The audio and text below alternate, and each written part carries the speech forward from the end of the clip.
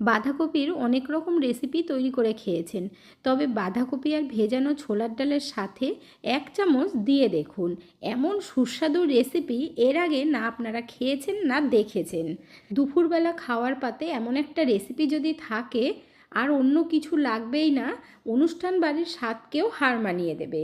তাহলে আর দেরি না করে চলুন দেখে নেওয়া যাক কীভাবে তৈরি করেছি। নমস্কার বন্ধুরা, মিঠুস ওভেনে আপনাদের সবাইকে স্বাগত জানাই। আজ আমি আরও একটি নতুন ভিডিও নিয়ে চলে এসেছি আপনাদের সামনে। আজকের রেসিপিটা তৈরি করার জন্য এখানে অর্ধেকটা বাঁধাকপি নিয়েছি, তাও 300 গ্রাম মতো ওজন হবে। আর বাঁধাকপিগুলো একদম কুচিয়ে কাটতে হবে, মানে ঝিরিঝিরি করে। এরপর বাঁধাকপির মধ্যে আন্দাজ মতো নুন দিয়ে দিলাম, বাঁধাকপিটা যাতে তাড়াতাড়ি সফট হয়ে যায় সেই জন্য নুন দিয়ে ভালোভাবে মাখিয়ে নিতে হবে। আর বাঁধাকপিটা কাটার পর ধুয়ে জলটা খুব ভালোভাবে কিন্তু ঝরিয়ে নেবেন। বাঁধাকপির মধ্যে নুন মাখিয়ে কেন রাখছি সেটা আপনাদেরকে পরে বলে দেবো, আর একদম সহজ পদ্ধতিতে তৈরি করে দেখাবো। এখন 10 মিনিট এইভাবে রেখে দিতে হবে। তারপর নিয়ে নিলাম 1 কাপ ছোলার ডাল। ছোলার ডাল আমি 3 থেকে 4 ঘন্টা ভিজিয়ে রেখেছিলাম উষ্ণ গরম জল দিয়ে। তারপর ভালোভাবে ধুয়ে দিয়ে দিচ্ছি মিক্সির জারের মধ্যে। এই ডালের মধ্যে আর কিছু কিন্তু দেওয়ার দরকার নেই। যদি মনে হয় একটু জল দিতে হবে তাহলে অল্প জল দিয়ে ভালোভাবে পেস্ট করে নেবেন। এদিকে বাঁধাকপিটা 10 মিনিট রেখেছিলাম, আর দেখতেই পাচ্ছেন কতটা সফট হয়ে গেছে। এখন খুব ভালোভাবে চটকে নিতে হবে, তাহলে দেখবেন বাঁধাকপির থেকে জল বেরিয়ে যাবে। এখন আমরা এই বাঁধাকপির জলটা ভালোভাবে চিপে চিপে বার করে নেব। আলাদা করে সিদ্ধ করার দরকার পড়বে না, একদম সহজ পদ্ধতিতে যার জন্য তৈরি করে দেখাচ্ছি। আর এটা খেতেও কিন্তু দুর্দান্ত লাগবে। পুরো বাঁধাকপিটার জলটা এইভাবে বার করে নিতে হবে। বন্ধুরা, আজকের এই রেসিপিটা যদি আপনাদের ভালো লেগে থাকে তাহলে আমার চ্যানেলটিকে অবশ্যই সাবস্ক্রাইব করবেন, পাশে থাকা বেল আইকনটি দাবিয়ে দেবেন, সবার সাথে শেয়ার করবেন, আর একটা লাইক করতে ভুলবেন না কিন্তু। পুরো বাঁধাকপিটা নেওয়া হয়ে গেছে। এখানে দেখুন কতটা জল বেরিয়েছে 10 মিনিট নুন মাখিয়ে রাখার কারণে। এরপর নিয়ে নেব ছোলার ডালের পেস্ট। এখানে দেখুন ডাল খুব ভালোভাবে পেস্ট করেছি, তবে জল কিন্তু খুব বেশি দেওয়া যাবে না। আমি 2 চামচ মতো জল দিয়ে পেস্ট করে নিয়েছি। এই জন্য ডালটা খুব ভালোভাবে ভিজিয়ে নেবেন। বাঁধাকপির মধ্যে ডাল বাটা দিয়ে দিতে হবে। আপনারা যদি অল্প জলে মিক্সিতে না বাটতে পারেন তাহলে শিলে বেটে নেবেন। বাঁধাকপির মধ্যে আন্দাজ মতো হলুদ আর 1/2 চামচ ঝাল লঙ্কার গুঁড়ো আর স্বাদ মতো নুন দেবেন। যেহেতু নুন দিয়ে মাখানো ছিল, অনেকটা জল বেরিয়ে গেছে, তাই নুন কম হবে, অল্প করে দেবেন। এরপর 1/2 কাপ পনির দিয়ে দিলাম। পনিরটাকে হাত দিয়ে ম্যাশ করে নেবেন। তারপর খুব ভালোভাবে মেখে নিতে হবে। এই পনির দিলে পরে এতটা ভালো লাগে খেতে, তৈরি না করলে বুঝতেই পারবেন না, একেবারে অন্য রকম টেস্ট। যত রকমভাবে বাঁধাকপি রান্না করে খেয়েছেন গ্যারান্টি দিচ্ছি বন্ধুরা, এইভাবে বানিয়ে খেয়ে দেখুন। অনুষ্ঠান বাড়ির স্বাদকেও হার মানিয়ে দেবে। আর আমি যে ডাল বাটা দিয়েছি 3 চামচ দিয়েছিলাম। ডাল বাটা এমন দেবেন যাতে আঠা আঠা করে মাখা যায়, মানে অতিরিক্ত দিলে মনে হবে কি বাঁধাকপি আর ডালের বড়া করা হচ্ছে, খেতে একেবারেই ভালো লাগবে না। এখানে দেখুন খুব ভালোভাবে মেখে নিয়েছি আর আঠা আঠা হয়েছে। এখন এর থেকে ছোট ছোট বল আমরা তৈরি করে নেব। বেশ কিছুটা হাতের মধ্যে নিয়ে, মানে একটা পাতিলেবুর মতো সাইজ করবেন। এইভাবে বাঁধাকপির রসগোল্লা তৈরি করে নেব। ডালের পরিমাণটা যদি ঠিকঠাক দেওয়া হয় তাহলে দেখবেন তেলে দেওয়ার সাথে সাথে আর ছাড়বে না, একদম পারফেক্টভাবে ভাজা হবে। বাঁধাকপি সিদ্ধ করার ঝামেলা ছাড়াই কত সুন্দরভাবেই দেখুন আপনাদেরকে তৈরি করে দেখাচ্ছি।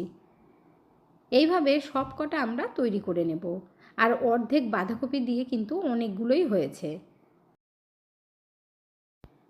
বাঁধাকপির জলটা যদি না বের করা হতো তাহলে কিন্তু এই রসগোল্লাগুলো একদম নরম হয়ে যেত, ভাজা ভালো হতো না। আর দেখতেই পাচ্ছেন কালারটাও কি সুন্দর হয়েছে। আপনারা যদি ঝাল লঙ্কার গুঁড়ো না দিতে চান তাহলে এমনি কাশ্মীরি লঙ্কার গুঁড়ো দেবেন। তেলটা গরম হবার পর একটা একটা করে তেলের মধ্যে দিয়ে দেব। আর সবকটা দেওয়া হয়ে গেলে গ্যাসের ফ্লেমটাকে কিন্তু লো টু মিডিয়াম আঁচে রেখে ভেজে নেবেন। কিছুক্ষণ বাদে এবার আস্তে আস্তে করে উল্টে দিতে হবে। আর এই ভাজার সময় একটু টাইম নিয়ে ভাজবেন, তাহলে দেখবেন ভেতর থেকেও ভালোভাবে বাঁধাকপিগুলো সিদ্ধ হয়ে যাবে। ওপর থেকে বেশ একটু মচমচে হবে আর ভেতর থেকে খুব সুন্দর সফট হবে। আর যেহেতু এর মধ্যে পনির দেওয়া আছে, তো আপনাদের ঘরে যদি ছানা থাকে ছানা দিয়েও তৈরি করতে পারেন। এখানে দেখুন কত সুন্দর কালারটা হয়েছে ভাজার পর। এখন আমরা তেলটা ঝরিয়ে তুলে নেব। ভাজার সময় যা তেলটা একটু বেশি দিয়ে ভাজতে হবে, কিন্তু রান্না করার সময় তেল একেবারেই কম লাগবে। এখন আমরা একইভাবে সবগুলো ভেজে নেব।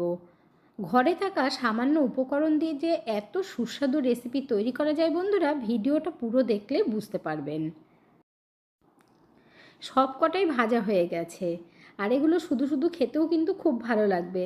দেখবেন বন্ধুরা, তরকারিটা রান্না করার আগেই যেন শেষ না হয়ে যায়। তেল কমিয়ে নিয়ে 2 চামচ মতো তেল রেখে তার মধ্যে একটা তেজপাতা, একটা শুকনো লঙ্কা, 2টো এলাচ, 1 টুকরো দারচিনি দিয়ে দিতে হবে। ভালোভাবে একটু নাড়াচাড়া করে নেবেন, মানে কালো যাতে না হয় সেটা খেয়াল রাখবেন। এরপর আমরা ঝাল লঙ্কার গুঁড়ো আর হলুদ দিয়ে দেব। লঙ্কার গুঁড়োটা কিন্তু আপনাদের আন্দাজ মতো দেবেন। তারপর অল্প জল দিয়ে এই মশলাটা আমরা কষিয়ে নেব। তেলের মধ্যে লঙ্কার গুঁড়ো আর হলুদটা দিলে দেখবেন কালারটা কিন্তু খুব সুন্দর হয়। এখন এই মশলাগুলো 30 থেকে 40 সেকেন্ড একটু নাড়াচাড়া করে এর মধ্যে দিয়ে দিতে হবে 1 চামচ জিরের গুঁড়ো। তারপর ভালোভাবে আমরা কষিয়ে নেব। খুব বেশি টাইম লাগবে না রান্নাটা করতে। কিছুক্ষণ মশলা কষিয়ে নেবার পর একটা টমেটো দিয়ে দেব। টমেটো দেবার পর স্বাদ মতো নুনটা দিয়ে দিতে হবে, তাহলে টমেটো তাড়াতাড়ি সফট হবে। আর আপনারা চাইলে টমেটোর বদলে কিন্তু টক দই দিতে পারেন, যদি আপনাদের ঘরে টক দই থাকে। এখন আমরা কিছুক্ষণের জন্য ঢেকে দেব, তাহলে দেখবেন টমেটো ভালোভাবে সিদ্ধ হয়ে যাবে।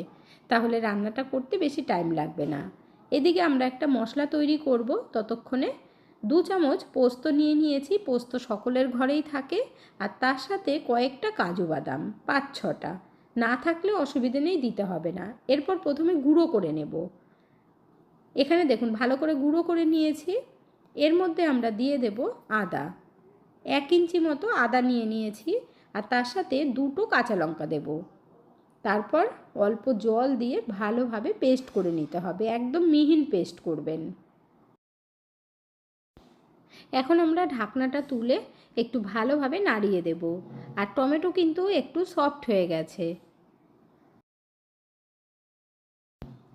এর মধ্যে আমরা 1 কাপ পরিমাণে মটরশুঁটি দিয়ে দেব। মটরশুঁটিটা দিলে খেতেও খুব ভালো লাগবে, আর তরকারিটা একটু বেশিও হবে। মটরশুঁটি দিয়ে আমরা অল্প করে একটু জল দেব, তাহলে তাড়াতাড়ি সিদ্ধ হবে।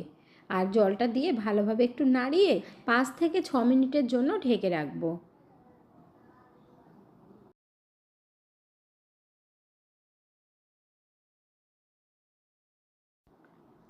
5 মিনিট হয়ে গেছে। এখন আমরা ঢাকনা তুলে নেব। আর দেখুন মশলাটাও কিন্তু কষানো হয়ে গেছে, আলাদা করে আর কষাতে লাগলো না। মটরশুঁটি আর টমেটো দিয়ে একবারেই কষাবেন, সিদ্ধও হয়ে যাবে আর কষানোও হয়ে যাবে। এর মধ্যে এখন আমরা পোস্ত আর কাজুর পেস্ট দিয়ে দেব। আর যেহেতু এর মধ্যে আদা দেওয়া আছে, তাই গ্যাসের ফ্লেমটাকে একটু কমিয়ে রেখে 2 মিনিট মতো কষিয়ে নিতে হবে।